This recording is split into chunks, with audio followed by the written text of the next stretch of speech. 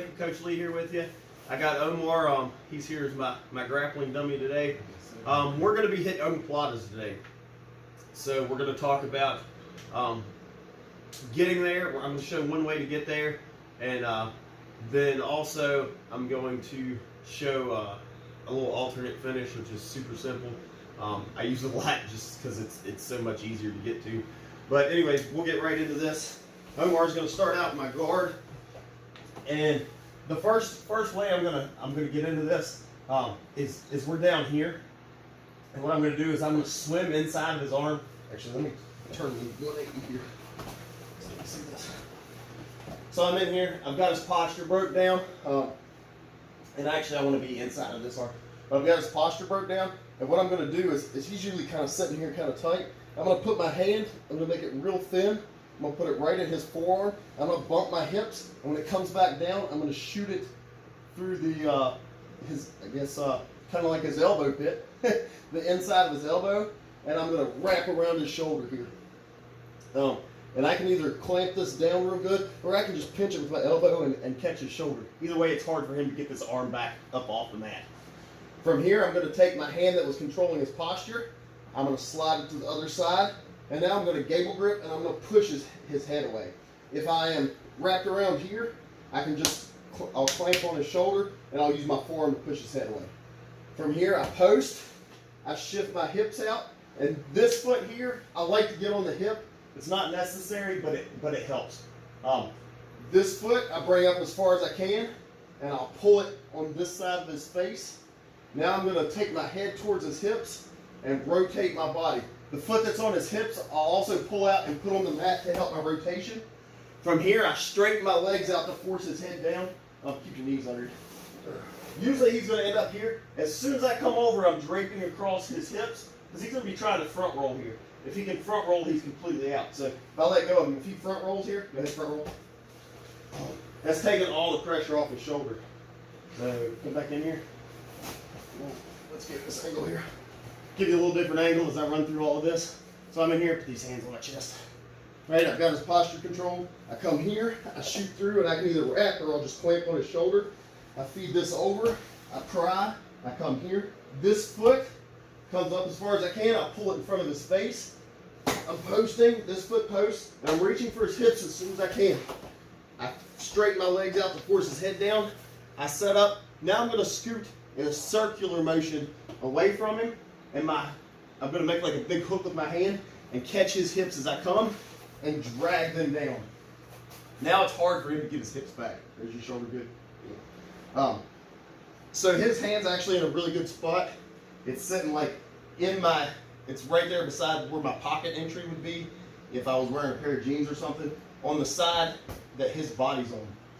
From here, I keep all my weight on his hips, and I run my hips towards the ear until I get the tap, and there it is. I want to keep my weight on his hips. I see a lot of people mess up. They'll come up here, and they lean forward and try to do this. Well, as I lean forward, he can start to get his knees under him again. Right? So now he's eliminating all the pressure I've created. So if I lean on his hips, now try to get your knees back under you. It's really hard, and I just walk my hips towards his ear. Right? Get the tap. So get you turn here with me. A little different angle on this. I'm just kind of, he's trying to get his knees back under him. I just kind of lay on his hips, and I walk my hips. You good? Walk my hips towards his head. Now sometimes this arm will kind of pop out here. It's a lot harder to finish out here because he can start fighting free as I'm trying to move.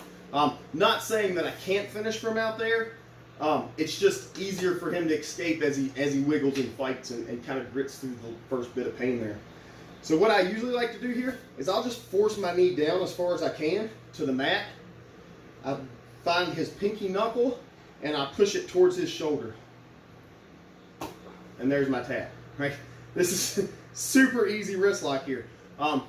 So I'm going to get a conceptual for you here just a minute. Whenever the elbow's trapped, the wrist lock's there, right? That's almost any time the elbow is trapped, the wrist lock's there. So when you find the elbow's trapped, you can start to attack the wrist. At the very least, you usually get a reaction that helps you get to something else. But right here, he's pretty stuck. it's going to be harder for me to finish this Omoplata because he's going to start trying to fight his arm straight as I put pressure on it, right? And the straighter it gets, the less I can twist it.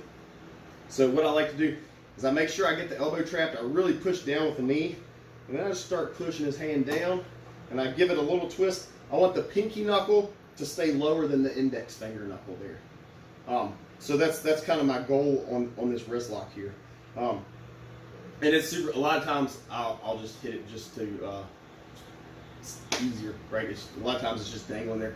People don't think about it. They're always worried about the shoulder, and they don't think about keeping that wrist nice and strong and secure. So I can just kind of roll into this.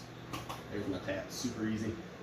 Even with MMA gloves and wraps and stuff on, this is a really good spot to hit a wrist lock. So let's say I messed up. Get your knees here. And Omar. Oh, one other thing I wanted to hit. I forgot to tell Omar we're going to go over this.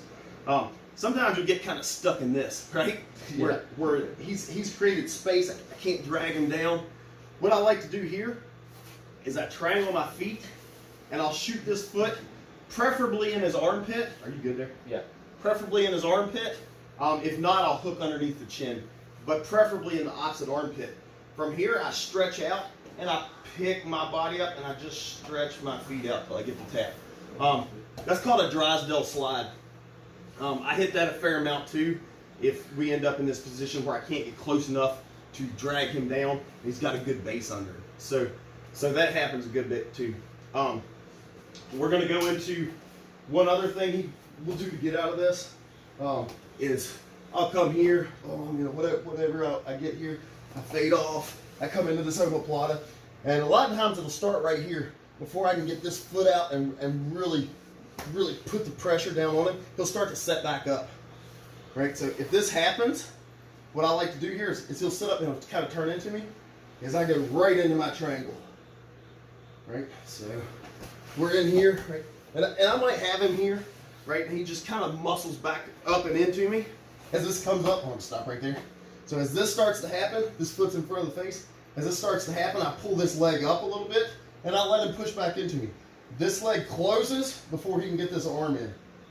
Now I'm in my TP position, and I go into all my triangle stuff. I've got a whole video on finishing triangles. It's older. I'll put a link to it up there, but it'll give you all the details of this finish. But basically, I'm going right into my triangle, and I'm going to finish right there with good angles.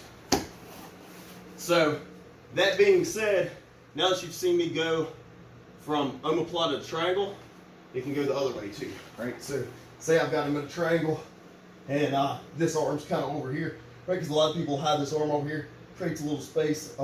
If you're not good at triangles, this is going to be real hard to finish.